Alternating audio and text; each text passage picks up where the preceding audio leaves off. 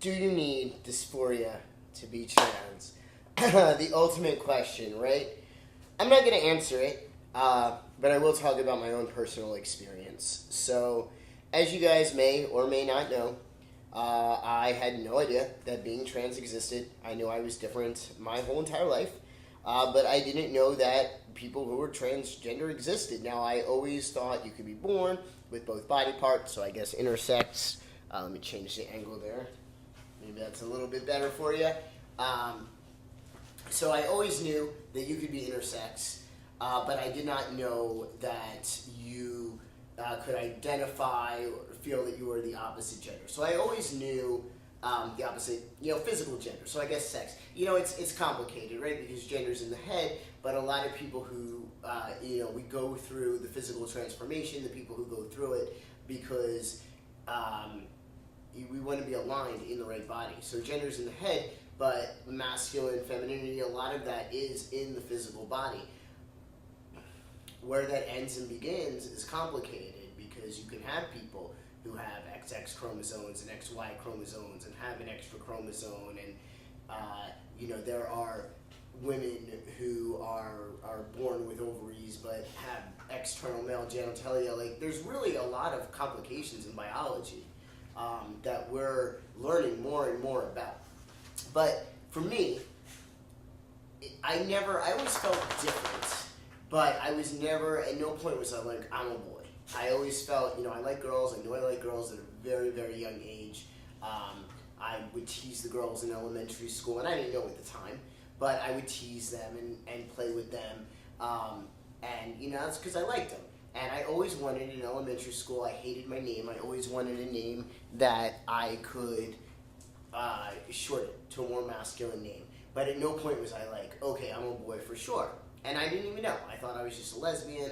I liked girls. I was born into a female body. I must be a lesbian. So for so much of my life, I thought that way.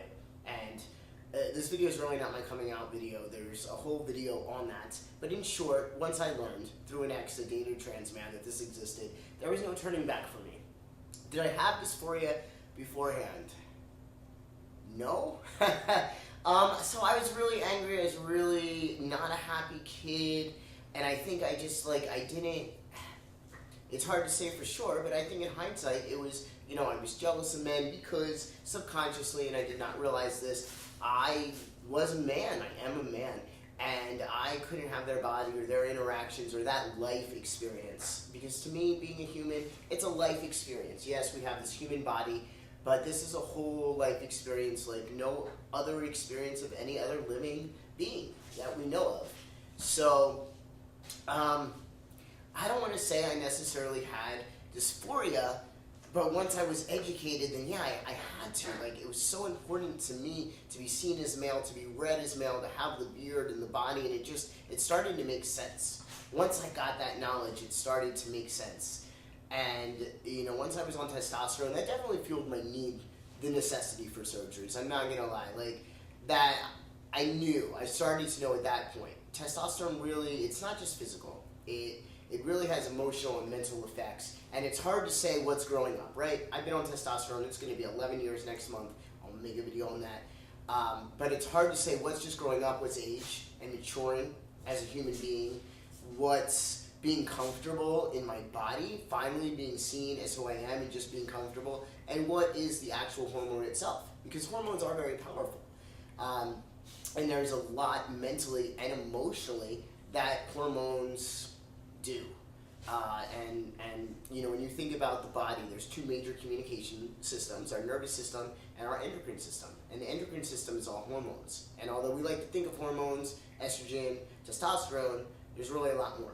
And they're a communication system for the body. They tell other organs what to do. And so this video is just basically for me to share my experience. Once I started T, I felt complete, I felt masculine, and I had to have my body aligned. I definitely felt dysphoria and still feel dysphoria, especially with my lower half. I've had everything done but lower surgery, and I have that consultation next year. This time next year, I can't wait. Made a video about that if you haven't checked it out already.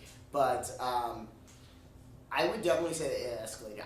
I would not go as far to say that I was comfortable, because I was not comfortable pre-T. I was not happy. I just didn't know why I wasn't happy. I didn't know why I was so angry. And tea is not the cure, by the way. I still have a lot of issues to work through, but I would definitely say that they're less and less now that I've found myself, so much so that I feel very confident in saying that I had to find myself to be happy, to be complete. Everybody's experience will be different. This just happened to be mine. So, do you need dysphoria to be trans? I don't know. There's a lot of people, it's the in thing, it's a new thing. Young people, maybe people who aren't like 100% mentally stable, or, you know, whatever. People are people, right? So maybe some people are like, oh, this is the in thing. Oh, I'm a very masculine female. Maybe I'm man. But for me, this was definitely the right thing. I didn't know what I had to do until I learned about being trans, and I learned that it existed, and I started to find myself. I have no regrets. I think most people are not going to go through, one, it's very costly, two, you're literally changing your body. This is a permanent thing. So I think you need to really want it.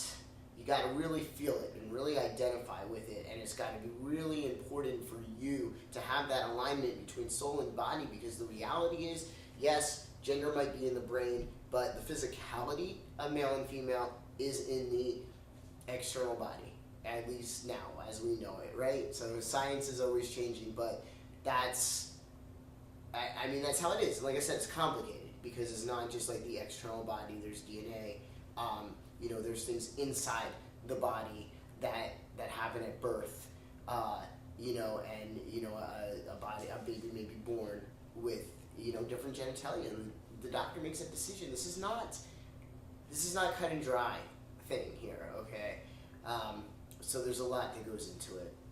But yeah, I just want to make this quick video, share my thoughts, my experiences. Leave yours below. Let me know, what do you think? You know, just what do you think? Do you need dysphoria to be trans? How do you feel if you're trans? Like, how do you feel? How did you know? Just whatever opinion you have on this video, whatever thoughts this might have provoked, leave them down below. Give this video 2 thumbs up. I wish you could. You can only give it 1 thumbs up. But give it a thumbs up if you liked it. And like I always say, if you have more topics you want me to talk about, drop them below. You guys are not very good on the commenting thing. I understand. My views are going downhill. But I've been around for a while, and I make these videos for you guys. So please don't be shy. I love interacting with you. Maybe I'm not clear on that, but I do. So leave a comment if you want to leave a comment. Like the video if you like the video. Share the video if you want to share the video. And I'll see you on the next video. In the next video.